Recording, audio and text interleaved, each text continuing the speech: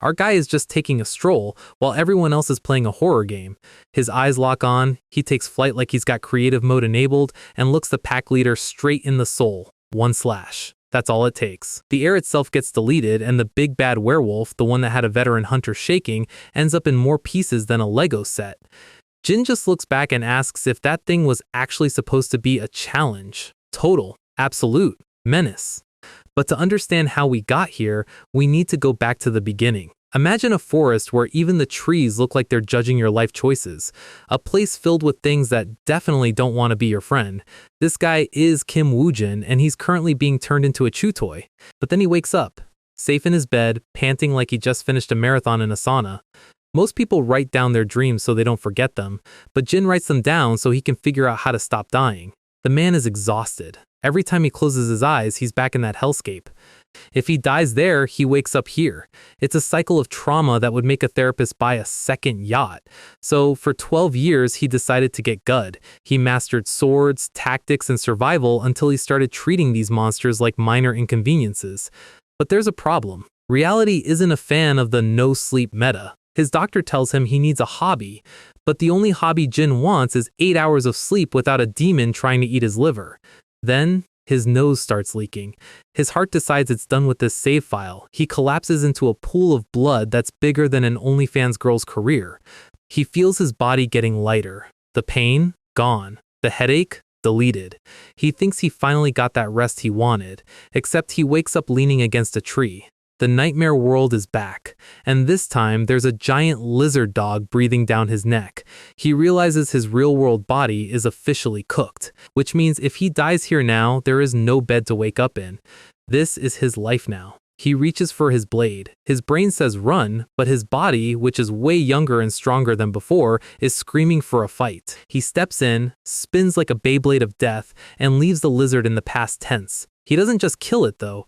He cuts out this glowing blue core, the essence, and then he just eats it. Raw monster juice. Delicious. He's committed. He's going to survive this world, starting with finding somewhere that isn't pitch black. 1 month later, Jin is actually looking healthy. Living in a death world apparently does wonders for your skin. He's not out here hunting for fun though. He only fights when he's hungry, and these bat monsters are on the menu. He keeps eating these essences, absorbing their power like a budget Kirby. He finds a badge on his new body. Third-class mercenary. If there's a ranking system, there are people. He spots a trap in the woods, a very human-made, very sharp trap. He follows the trail and finds a house, an actual house with a roof and everything. He walks in and sees a book, a field record of the demon realm. This is basically the strategy guide for his new life. Then he hears a click. An old man with a massive crossbow tells him to get lost or get a new hole in his head. Jin doesn't panic, he just asks to borrow the book. The old man Hector isn't vibing with that. Jin considers just becoming a robber for a second, his eyes doing that red glow thing again. They stare each other down. Hector lowers the weapon. He can't pronounce Jin's name, so he calls him Kimuji. Jin just rolls with it. Jin is fine, old man. Hector says he can read the book, but only if he helps with the chores. That night, Jin gets a bowl of warm soup. He's literally crying. Hector might look like a discount Santa, but the man is an angel in Jin's eyes. While Hector goes out to hunt, Jin hits the books. He learns the lore. 9 years ago, the king of the north got a bit too greedy. He opened the gate of the other world and invited a bunch of eldritch horrors for tea. They didn't want tea. They wanted the empire. Now there's a giant barrier keeping the monsters in. Jin realizes something. The deeper you go, the scarier the monsters. And he spent 12 years wandering the deepest parts of this hell. Back at the house, a pack of werewolves ambushes Hector. Hector is firing bolts like a madman, but he's getting overwhelmed. Then he sees a shadow. Jin arrives, looking like he's bored of this encounter already. He leaps over the old man, eyes burning red, and intercepts the lead wolf mid-air. One clean slash and the beast is deleted from the server. He stands there, covered in blood, and asks the old man if these things are actually supposed to be the strong ones. The veteran is speechless. The tutorial is over. So Jin just turned a werewolf leader into a collection of parts in one swing. The boss is down. The ads are currently rethinking their entire life strategy. Hector is staring at him like he just saw a toddler lift a car, and Jin, being the absolute menace he is, just looks back and asks if that thing was actually supposed to be strong. Hector's look says it all. Yeah, kid. That was an apex predator. You just treated it like a tutorial mob. Jin takes the note. He looks at the rest of the pack, about 40 of them, and decides he's done with the talk. They charge, because apparently wolves haven't learned about power scaling. Jin's doing the math. 40 of them. If he fights them all, it's a chore. If he takes out the second in command, the meta shifts. He locks eyes with the biggest one left, the alpha to be. The one standing at the front thinking he's him. That's the target. Jin leaps. He's not just attacking, he's sending a message in a language they understand. The wolf sees those red eyes. It sees the literal death flag flying over its head, and for the first time in its life, this monster feels the urge to be literally anywhere else. The entire pack realizes the RNG is not in their favor. The brave werewolves decide to transition into Olympic sprinters. They are gone. Complete tactical retreat. Jin doesn't even chase. He's got better things to do than farm low-level XP. Hector is still buffering. Wolves don't run. That's not in the manual. Jin just thinks it's convenient. Good AI, knows when it's cooked. One scout wolf lingers, watching him from the rocks. Keep an eye on that one. Fast forward back to the cabin. The bounty on that werewolf pelt? 40 gold coins. Jin asks if that's a lot. Turns out, it's retire for 7 years' money. Jin's eyes go wide. If a trash mob like this is worth a house, then this world isn't a nightmare. It's an infinite money glitch. He's starting to like the Northern Empire. Hector packs him a bag, supplies silver and a pioneer map. He tells Jin to go to Pioneer Village and find a guy named Jacob. Jacob's the guy who handles the loot. Jin asks if it's cool to just take all this. Hector's being a bro. The wolf killed his friends, Jin killed the wolf. Debt paid. He extends a hand. He actually calls him by his name, Jin. A real handshake. No traps, no knives, no nightmare. Jin accepts it. He's actually making a connection. But the road is calling. He leaves the cabin behind looking like a proper adventurer. Into the woods. He notices he's being followed. It's the scout wolf from earlier. The red wolf. It's just watching. Not attacking. Just stalking the boss. Finally, Jin hits the gates of Pioneer Village. It's not exactly a 5-star resort, but it's civilization. The guard at the gate is already eyeing his gear. Jin walks in and the vibe is tense. Everyone is looking at him like he's a fresh loot drop. High alert, shady guys in every corner. In a place like this, monsters aren't the only things with teeth. He finds the local tavern, the Express something. The place is packed with mercenaries who haven't showered since the fall of the Empire. Jin ignores the noise. He's here for business. The bartender offers a beer. Jin skips the drink and asks for Jacob. The room goes a little quiet. A guy in the back with a goatee and a knife looks up. Meet Jacob. Jin's internal radar is pinging. This guy looks like a professional scammer. Jin mentions Hector and drops the werewolf pelt on the counter. Jacob assumes the old man killed it. Jin lets him believe it. Jacob opens the pelt and his eyes practically turn into gold coins. The whole bar is watching now. Jacob gets that "I'm about to ruin this kid's whole career" smile. He praises Hector. He talks about how long it's been. And then, the goons move in. Jin doesn't even flinch. He asks what they're doing. Jacob puts the wolf head on like a hat and tells Jin to get lost or get dead. Jin sighs. He really wanted this to be a simple transaction. Jacob starts making excuses. Hector was a bad investment. He's taking the pelt as repayment. He's literally robbing him in broad daylight. Jin's eyes start to glow. He's thinking about killing him. His fist is clenched. But he tells himself to be a nice guy. He's trying to live a normal life now. Then Jacob throws a beer in his face and tells him to get lost, kid. The beer drips off Jin's hair. He stands up. The bar goes dead silent. Jacob thinks he's won. He calls it a smart choice. Then something heavy hits the door. Jin walks over to the shelves and starts looking for something. He calls out to Jacob one last time. If you're going to scam someone, go for the neck, not the back. Jacob's still talking trash, but he's starting to sweat. The goons charge. 3 of them. They're screaming. They think they've got numbers. Jin's mindset shifts.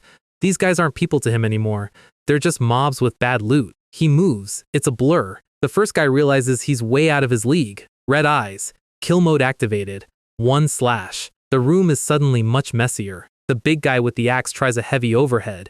Jin isn't there. He's already behind him. He uses a table as a springboard. He launches the axe guy into the wall like a ragdoll. Jacob is finally realizing that he didn't just pick on a kid. He picked on the nightmare itself. Jin's blade is dripping. He looks at Jacob with a face that belongs on a demon. Jacob starts backing up and trips over the red wolf. Yeah, the pet followed him in. Jacob's screaming. He realizes he's about to die for a piece of fur. Jin finishes the last goon. The guy tries to punch him. Jin catches it. He's not even looking. The counter swing is faster than the human eye. Done. Jin stands over the bodies. The whole tavern is terrified. He looks down at his hands. Jacob yells for everyone to run. The bar clears out in record time. They're jumping through windows, breaking the furniture. Jacob's on the ground outside, crawling for his life. He looks up and sees it. The red wolf. It's standing right there, looking hungry. Jin walks out of the tavern, blade in hand. He's not running, he's walking. He looks at the wolf. The wolf barks. Jin recognizes him. "You're that scout wolf?" He asks if the wolf came here to die too. The wolf sees the red eyes and immediately flops over. It's whimpering, its tail wagging. It's literally trying to be a good boy. Jacob and his remaining guys are staring. Jin is genuinely confused. What happened to the scary monster? The wolf is licking its chops, looking at Jacob. It's waiting for a command. Jin points a finger at the scammers. Bite! The wolf's eyes light up. It launches. Jacob's scream is the last thing we hear from him. The shadow on the wall tells the story. Jin watches. Nice. Jacob is having a very bad day. The wolf is being thorough. The scammers are handled permanently. Jacob is panicking. He's trying to figure out how to apologize to a monster. Jin is just watching him. Jacob hits the ground, full kowtow. "Please spare me!" He's already planning his revenge in his head. Jin's blade slams into the dirt right next to his head. Jacob freezes. Jin leans in. "Who do you think you're taking for a pushover?" Back in the real world. Jin in a boring office. A manager telling him the company's struggling. Jin was a nice guy back then. He accepted the delay. Then 1 week became a month. He goes into the manager's office. The guy is playing golf. He tells Jin he's being selfish for wanting his paycheck. Jin remembers that feeling. He learned his lesson. Jacob is sweating bullets. He tries to go for a hidden knife. Classic. Never works. He lunges. Die! Jin doesn't even have to move. Red eyes. It's guys like you who never feel remorse. Jin's blade is already moving. Jacob's face when he realizes he missed. One clean hit. Jacob's head hits the ground before his body does. Jin is done being the office pushover. He stands over the mess. No guilt, no regrets. He looks at the wolf. The wolf is holding a bag of gold in its mouth. Jin's considering his options. The mutt drops the bag at his feet. A bribe?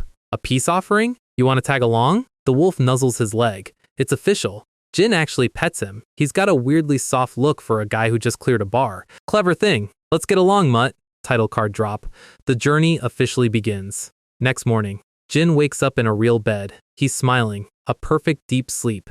No nightmares. Just rest. He's outside, washing up. The scars on his body tell a story of 12 years of hell. He thinks about the people he killed yesterday. He should feel something, right? Guilt? Horror? Instead, he feels exactly what he felt when he hunted monsters. A thrill. Something inside him is changing. Is he cursed? Maybe. But he survived. One thing is certain. This life is going to be different. No more absurdity. He's going to live in abundance. He reaches the 5th Pioneer City. He tells Mutt to stay out of sight. He heads to the Order Alliance to sell the pelt for real this time. He's still calling the wolf Mutt. The wolf doesn't seem to mind. The Alliance building is massive. High-end. The clerk inside is yawning, bored out of his mind. Jin asks if this is the place for bounties. He slams the pelt on the desk. The clerk barely looks up. "I'm here for a bounty." He calls it dogskin. He thinks Jin is a prankster. Then he actually touches it. The clerk's eyes almost pop out of his head. "Werewolf pelt!" He's shaking. "Did you catch this yourself?" Jin's deadpan. "Yes." Jin is led into a private room. A higher-up comes in. They had to verify the authenticity. It's real. He drops a heavy bag of gold on the table. Jin's doing the math again. This is live lazily for years' money. He opens the bag. The gold is glowing. Jin's heart is racing, not from fear, but from the win. The branch head clears his throat. "Would you be interested in another request?" Jin looks up. "A request?" The guy is sweating. "There's a monster at a nearby quarry. Workers can't go in. The city is losing money. They say it's stronger than a werewolf." He calls Jin brother. He's desperate. Jin asks for the name. Mad Skull. 70 gold coins. Jin's eyes narrow. He knows that name. It has a bone-hard skull, insane aggression, way tougher than a werewolf. It took Jin a month to kill it the first time in the nightmare, because he died 28 times doing it. He looks at his hand. He's not the same guy who died 28 times. He smiles. That scary red-eyed smile. "My next prey has been decided. Welcome to the quarry." This is where the Mad Skull has been running its own personal daycare, and the vibe is exactly what you expect from a place where people go to not come back. Jin is ready to get this over with, but someone else is already camping the spawn. A guy with a bandana and more muscles than sense asks Jin to wait his turn. Our guy is genuinely confused. Since when is there a queue for getting gored by a demonic pig? The guy, Jonathan, realizes Jin isn't a random civilian. He tries to recruit him on the spot. Jin's internal monologue is basically a pros and cons list. Joining a team means splitting loot, which is a massive L for the bank account. Plus, he still has trust issues thanks to Goatee Jacob back at the tavern. He asks Jonathan why he's so eager to bring a stranger along. Jonathan's answer is actually refreshingly honest. He admits he cares more about coming home alive than looking cool. Then he starts speaking formally. It's that classic mercenary instinct: respect the guy who looks like he can end you. The real reason Jonathan knows Jin is a menace? Mutt. The wolf that the Alliance can't even touch is currently acting like a lapdog for Jin. Jin realizes Mutt sold him out for a piece of meat. The wolf is looking at the snack like it's the holy grail. Then he drops a half-eaten piece on the floor for Jin. Mutt is literally trying to feed his owner. Jin is ready to send this wolf back to the adoption center. But then he looks at the meat. It's been 12 years since he tasted anything that didn't come from a monster's corpse. His body is screaming for real food. He's having a crisis. His human dignity is fighting a losing war against his stomach. Human dignity loses in record time. Claire, the group's mage, steps in before Jin has to eat off the floor. She offers him a fresh portion. In this moment, Jin decides she is a literal goddess.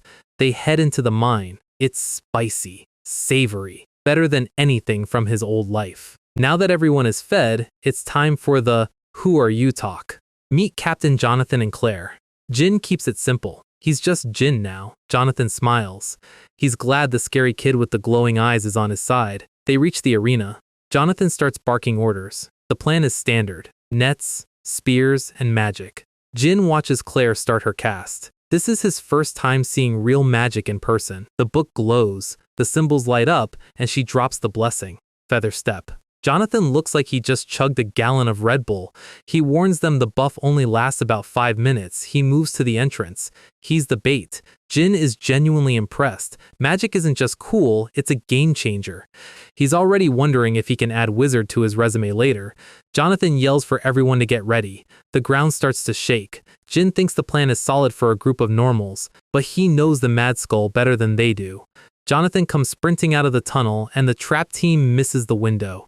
The beast is here. It hits the net, but it doesn't stop. The team pulls with everything they've got. The tension is insane.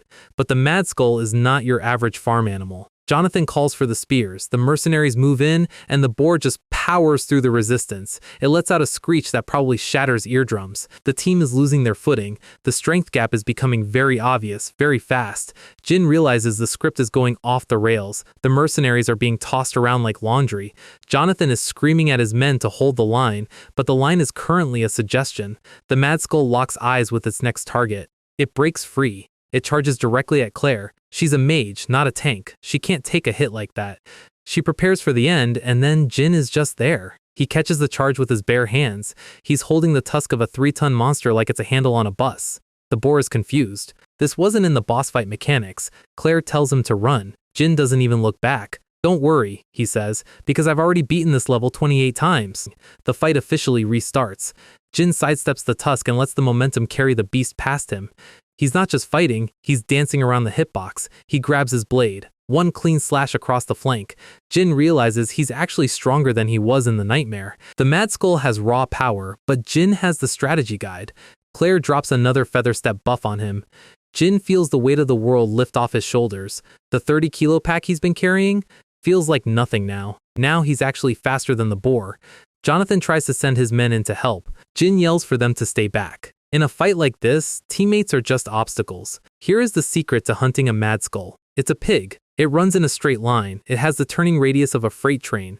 Jin uses the environment to bait it. He waits until the last second, jumps, and the boar slips on the very rocks it was trying to protect. Impact. It's grounded. Jin can't believe how much easier this is with a magic buff. Step 2. Dismantle the weapons. Those tusks? They are the boar's hands. You can't cut them, so you go for the nose. One heavy strike right to the snout. The pain is too much for the beast to handle. Jin is a blur of teal feathers and steel. 1 leg gone. 2 legs gone. The Mad Skull is done. It's not a monster anymore. It's just pork. The mercenaries come running in after the dust settles. They are looking around like they missed a movie. They see Jin standing over the carcass. Mutt growls at them. He's making it very clear. This kill belongs to the boss. Don't touch. Jin wipes the blood off his face. Jonathan asks what happened to the mad skull. Jin tells him it doesn't exist anymore. Only dinner remains. Jonathan is in awe. Soloing a mad skull is supposed to be impossible. Then Mutt hears something coming from the deeper tunnels. Another one. A second mad skull walks out. The mercenaries immediately go into panic mode, but Claire tells them to wait. This one isn't alone. It has piglets. The mother looks at the dead boar, then looks at Jin. The tension in the room is heavy. The little ones are just looking for their dad. Jin stands his ground, but he doesn't raise his blade. The mother turns around and leads her young back into the dark. Claire feels bad. They just ruined a family dynamic. Jin is just glad they didn't have to fight a second round. Later that night, Pioneer City. The local tavern is alive again. Jonathan is giving the victory speech of a lifetime. He calls it the joy of labor, but we all know it's just the joy of getting paid. The whole team is cheering. Claire notices the reward bags look heavy, way more than 70 gold coins. Jonathan explains how he negotiated with the Alliance, 110 gold coins. Jin asks how he pulled that off since they let the mother go. Jonathan gives him a wink. He told a little white lie about killing the whole family. Jin realizes mercenaries are just professional liars with better weapons. Jonathan puts a hand on Jin's shoulder. He announces that half the earnings are going to the kid, 55 gold coins. Jonathan knows they'd be dead without him. It's fair. And the rest of the team actually agrees. They're just happy to be alive and drinking on Jin's tab. Jin realizes that maybe the nightmare world isn't entirely full of trash people. Sometimes you find a real team. He offers to pay for the drinks. The tavern explodes. He's the most popular guy in the city for the next 4 hours. Jin notices Claire leaving early. He follows her out and asks where she's going. She's going to practice her magic. Under the full moon, away from the noise, Jin watches from the shadows. The way the mana flows around her is different from anything he's ever seen. She just finished a hunt and she's already back to the grind. Magic. Jin starts to wonder, if he can master the sword, what happens if he learns to bend reality too? So, we're starting with a massive W. Claire agreed to teach Jin magic way easier than I thought she would. Turns out, saving someone from a 3-ton demonic pig is a great way to skip the friendship grind. She's still throwing shade at Jonathan for being a terrible bodyguard, but Jonathan is too busy being a professional recruiter to care about his feelings. He wants Jin to join the squad permanently. He's trying the lone wolf reverse psychology, but Jin sees right through the act. Still, the map says the next stop is the 4th Pioneer City. Jin decides to lie a little and says he was going that way anyway. Terrible liar. Truly bottom-tier acting. But Jonathan and Claire are just happy to have a human cheat code on the payroll. The next destination is set. Check out this absolute unit of a bus. This is a Tarask, a selectively bred demon beast used for transport, basically a living tank that works for hay. Jin is impressed by the scale of it, but Jonathan is already focused on the road. Night falls, and while everyone else is sleeping, the real grind begins. Jin is learning that magic isn't just about shouting cool names, it's about repetition, doing the same boring thing until your brain clicks. He's struggling. Hard. But if there is one thing our guy knows how to do, it's suffer through a plateau. 12 years of dying in a nightmare world? That kind of trauma builds a different level of patience. He sits there under the moon, focusing until the air starts to spark. And there it is. He sensed it. Took him 10 days just to feel the mana. Claire tells him that's actually slow, but hey, at least he's not a complete dud. Time for step 2. She pulls out some glowing blue liquid, basically mana-infused ink. Then she tells him to take his clothes off. Jin gives her the "excuse me" look. The wind howls. The moon is full. This isn't what you think it is. Get your minds out of the gutter. She's drawing a runic path on his back. She needs to physically guide the mana into his body so he knows where the pipes are. Jin locks in. She places her hand on the rune. The connection hits like a lightning strike. Mana pours into him. Jin feels something thicker than blood moving through his veins. It's a rush he's never felt before. Claire is guiding it toward his heart. The goal is to create a container, a mana pool. But as she goes deeper, she starts to see something she wasn't prepared for.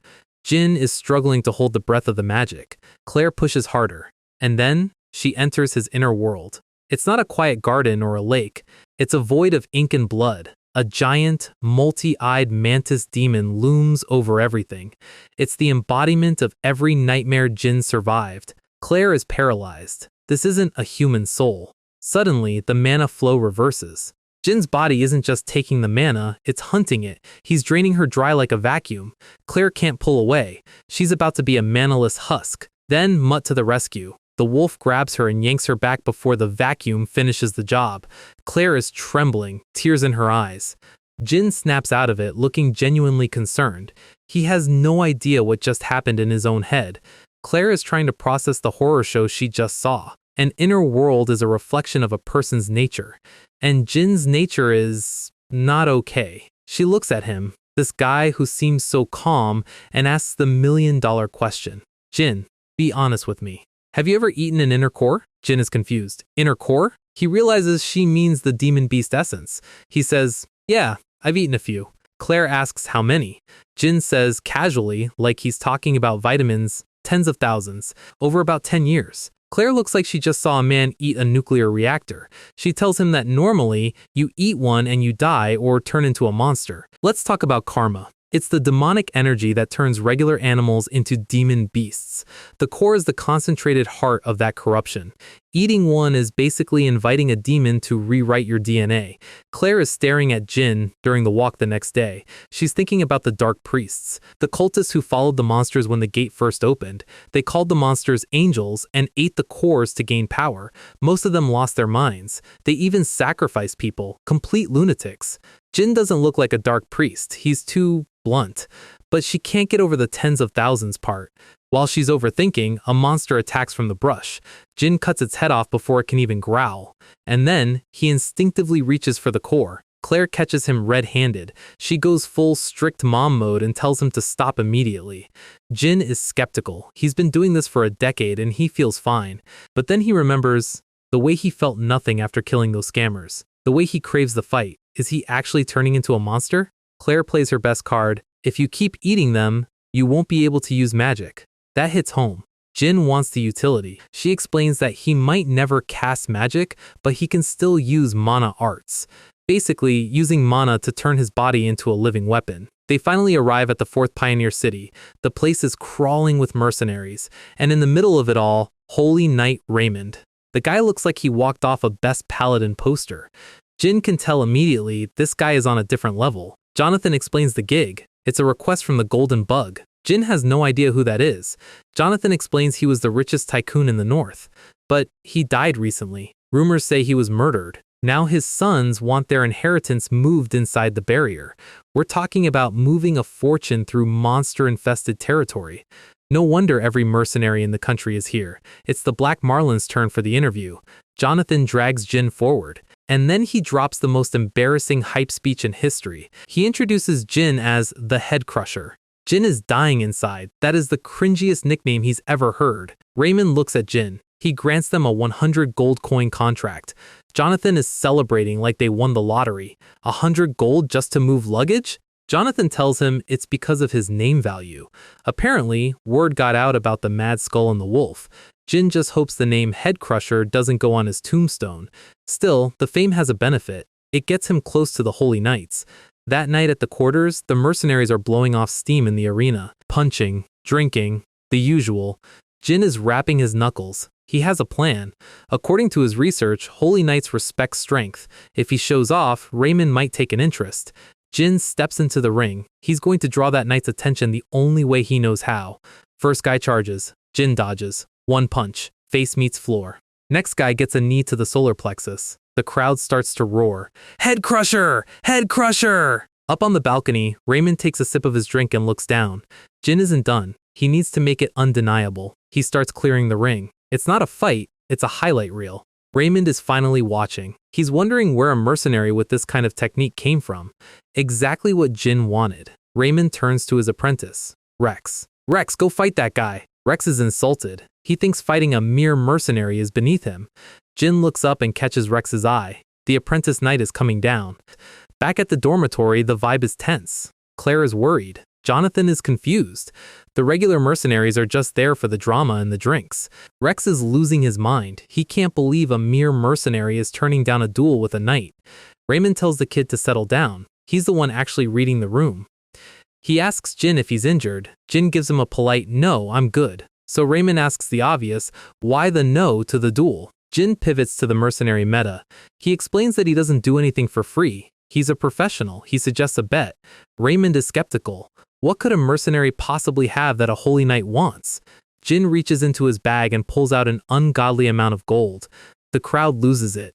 Suggesting a gamble to a man who lives for honor is a top-tier insult. They think Jin is taking them lightly. Rex is vibrating with pure rage now. Raymond steps forward and puts a hand on Rex's shoulder. "We don't need your money," he says. Instead, he wants a no-liability agreement. Basically, if Rex breaks Jin into small pieces, the Knight's Order doesn't get sued. Jin is actually thrilled. He was worried about having to pay Rex's medical bills after he's done with him. Agreement signed. The liability is waived.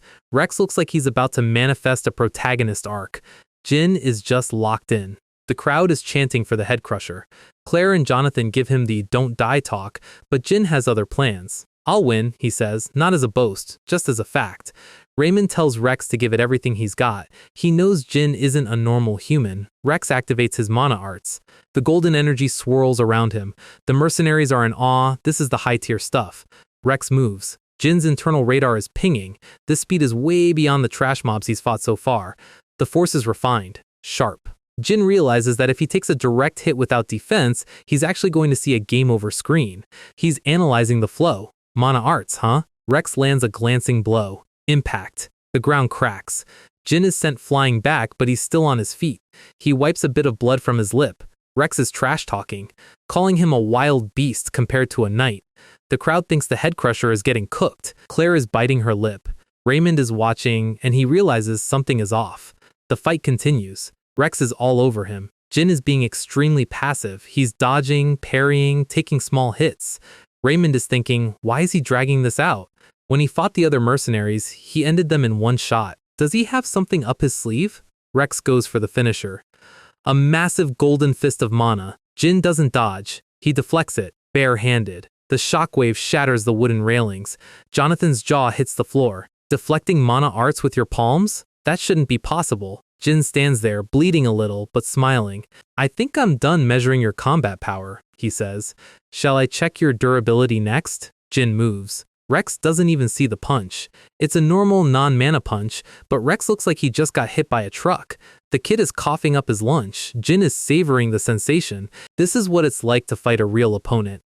He's surprised Rex is still standing. Must be those knight-tier passive buffs. Jin cracks his knuckles. "I'm curious, how many hits can you actually take?" He's moving in for the kill, and Raymond's cloak flutters between them. The knight captain stops the fight. He knows his apprentice is about to be retired permanently. Jin is genuinely disappointed. He was just getting to the good part. But the plan worked. The crowd goes wild. The head crusher just took a knight to school. Elsewhere, at the Golden Bug's mansion, we see someone eating, or rather, vacuuming food. Meet Derek and Cedric, the heirs to the fortune. They are complaining about how long it takes to get past the Great Barrier. They hate the Order Alliance. They hate the wait. But they are desperate to get inside. They're not just fat, their skin is bubbling. Glowing blue sores are appearing all over their backs. The next morning, Raymond is giving Jin a private lesson. Mana Arts 101. Treat mana like an extension of your own body. He demonstrates. Sacred Flame Slash. The impact splits a massive tree like it was made of butter. Raymond sheathes his sword. Perfect form. Rex is in the background being the ultimate fanboy. Raymond tells him to switch in and let the nobody try. Rex walks off, still salty. Jin watches him go, thinking the kid looks like a red wolf with a bruised ego.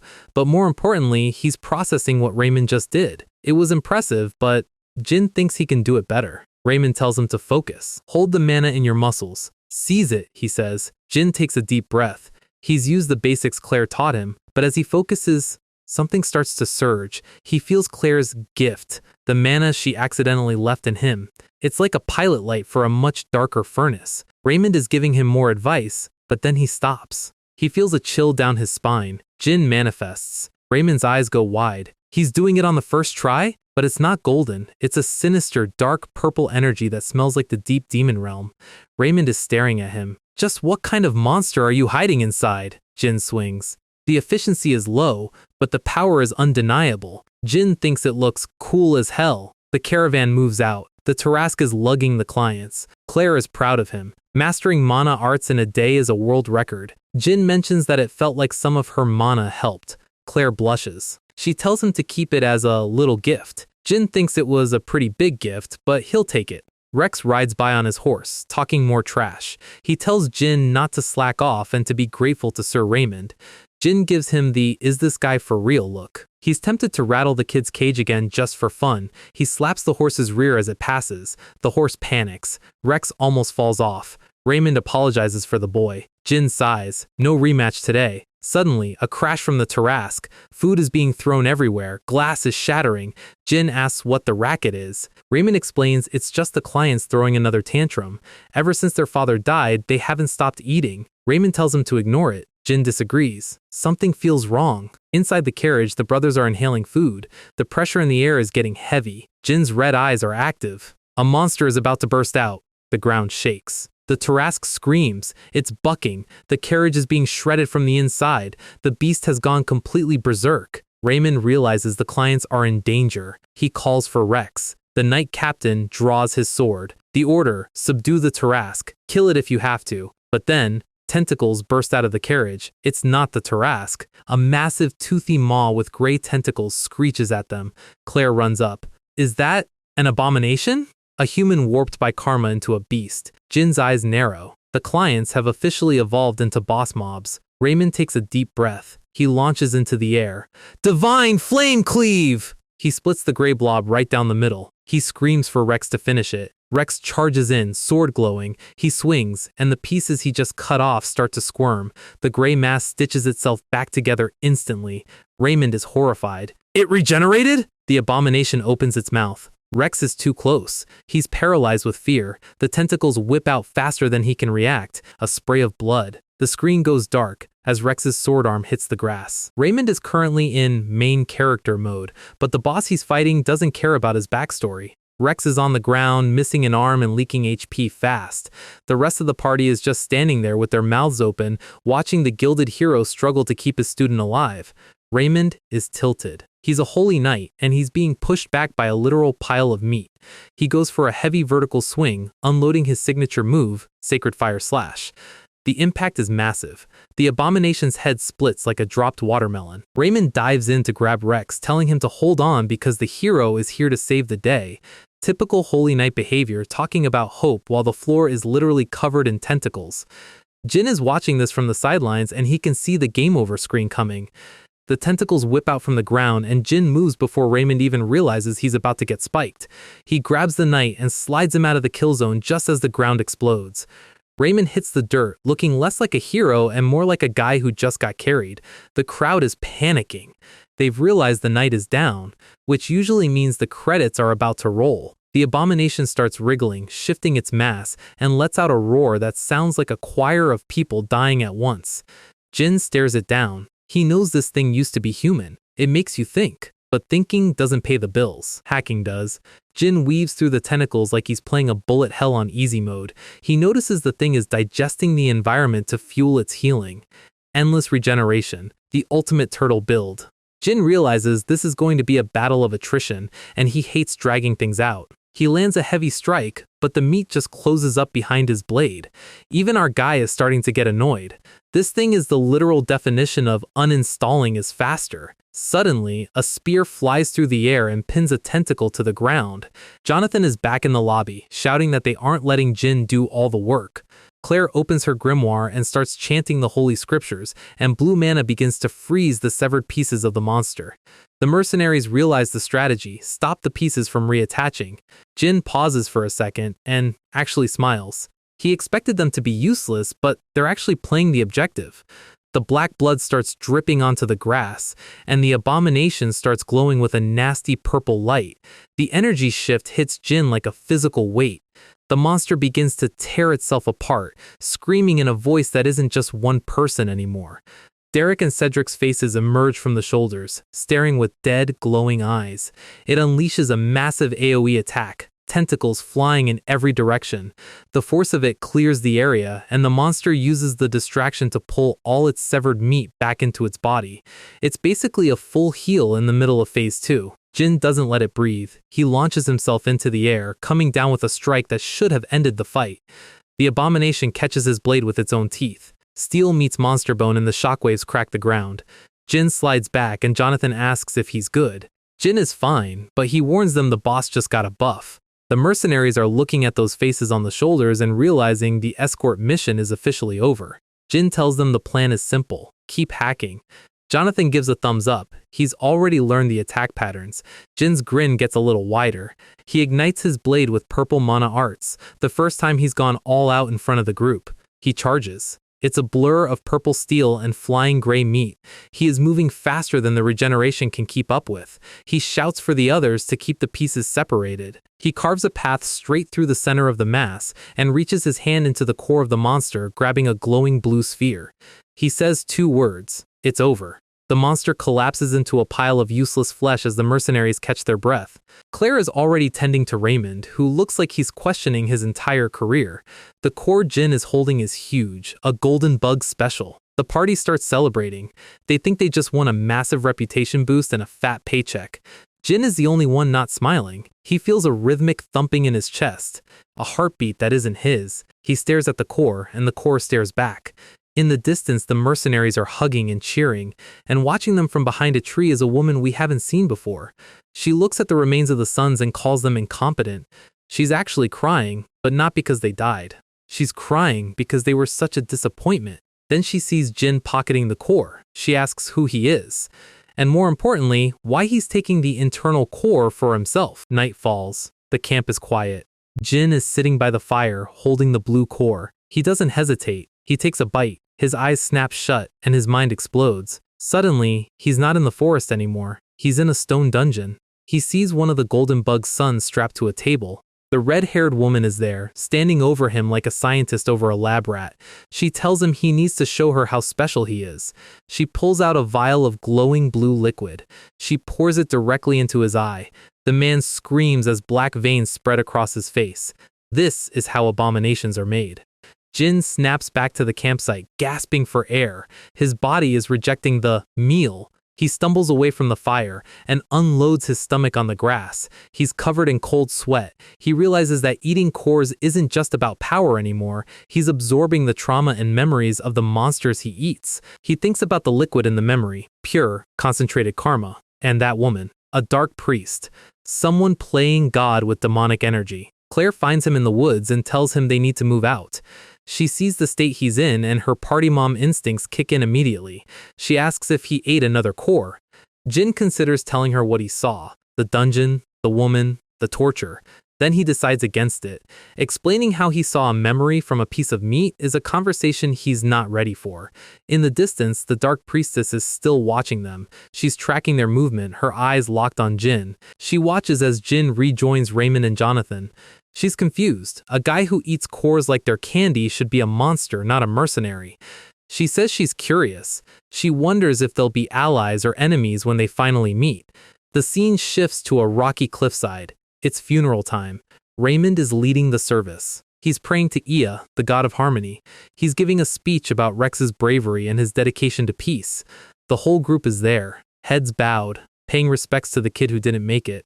Jin is standing in the back, thinking about the one time he fought Rex. Suddenly, Raymond's eyes widen. He points toward the peak of a nearby cliff. A massive silhouette is standing against the sun. It's Mutt, looking majestic as hell for once. Raymond drops to one knee immediately, thanking his god. Jin is just confused. He asks what the knight is doing. Raymond explains that the red wolf is the closest companion of the god of harmony. He thinks the wolf's appearance is a divine sign to comfort them after Rex's death. Jin tells him it's literally just his dog. Raymond calls it blasphemy. The knight refuses to believe a mere individual could tame a beast like that. Jin sighs, turns toward the cliff, and tells Mutt to stop posing and get over here. Mutt looks offended that his main character moment was cut short, but he jumps down anyway. He lands right in front of them, looking like a total unit. Raymond is having a spiritual crisis. He can't wrap his head around it. Jin just tells him the wolf started following him after he killed a werewolf. Raymond is staring at Jin like he's a glitch in the simulation. The knight looks back at the grave, then at the wolf. He looks at the wolf again. He asks Jin for a favor. He wants to name the wolf Rex. He says calling a sacred beast Mutt is a crime against his religion. He wants the will of Rex to live on through the beast. He talks about how Rex never let go of his sword. He's basically asking the wolf to carry the legacy of his dead student. Jin looks at the wolf. He asks Mutt if he's okay with being named after a guy he barely knew. The wolf nods. He's down for the rebrand. Jin shrugs. Fine. Rex it is. Raymond looks relieved, like he just saved a soul. Then, a new voice interrupts them. An old man is walking down the path, followed by two monks. Raymond's face goes pale. He recognizes this guy instantly. Enter Elder Bao, one of the highest authorities in the north. Funeral's over. The VIP has arrived. Jin recognizes the energy immediately. This is Elder Bo, a high-tier authority from the third pioneer city. He doesn't walk, he makes an entrance. His guards look like they haven't slept in 3 days because they're too busy being intimidated.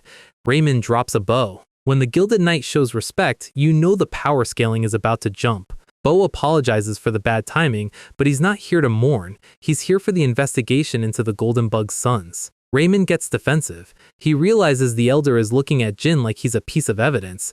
Jin clocks the situation. Mercenaries transporting a fortune while the clients turn into monsters? Yeah, on paper it looks like an inside job. The elder stops for a second. He admits that no solid proof has been found yet, but he can smell the stench of a dark priest all over this incident.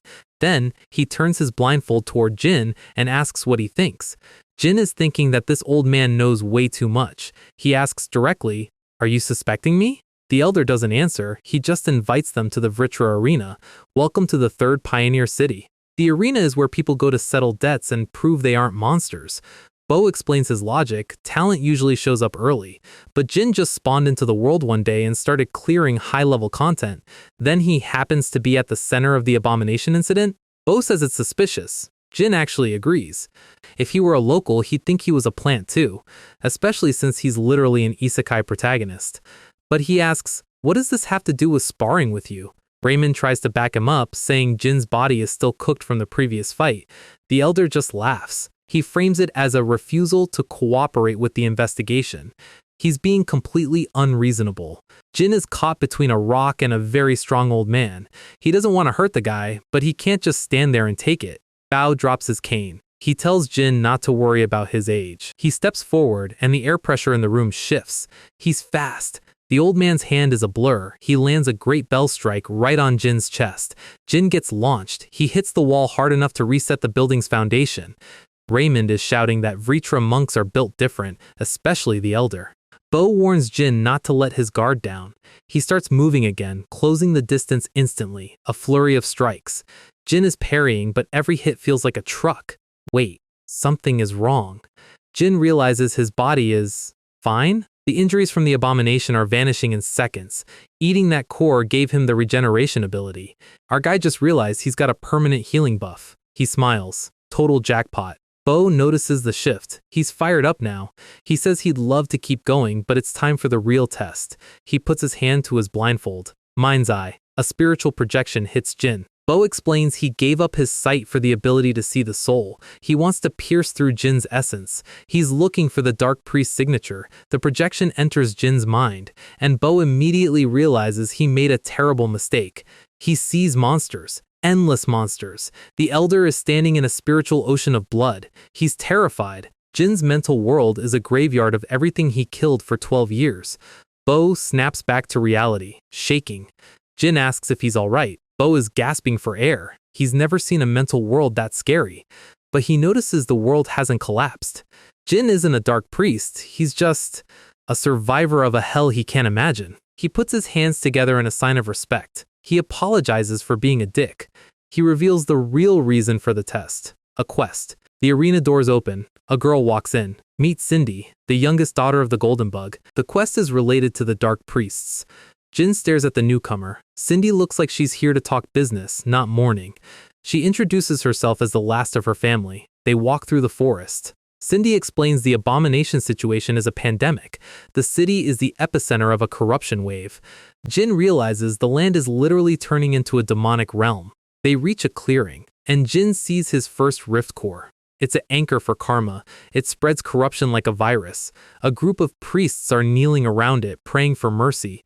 Meanwhile, guys in plague doctor masks are spraying it with holy water. It looks like a sci-fi hazmat crew in a fantasy setting. Jin notes that purifying a core is a nightmare. He asks about the power of karma. It shouldn't be this strong this far south. Cindy nods. It means there's a mastermind, a dark priest. She warns that if the abominations keep spawning, the city is doomed. The elder adds that they could lose everything. They've been scouting for the hideout, and they finally found it. Bo makes the offer. Join the extermination operation in 2 weeks for top-tier pay. Jin realizes he's finally moved up from random mercenary to big shot higher. Elder Bo and Cindy, the city's heavy hitters, are asking him for help. He likes the feeling. Later that night, the Black Marlin crew is packing up. Claire is lecturing Jin about getting framed. She talks about torture devices, and Jin just looks at her like, really? They arrive at the crossroads. Jin looks up and sees Wall City Yurgis. It's massive, a real civilization. He wonders if he can ever live a normal life in a place like that, but he's got a job to do. Raymond is waiting. The crew takes one last break together. They're sleeping in the shadow of a massive stone turtle, just casual mercenary vibes.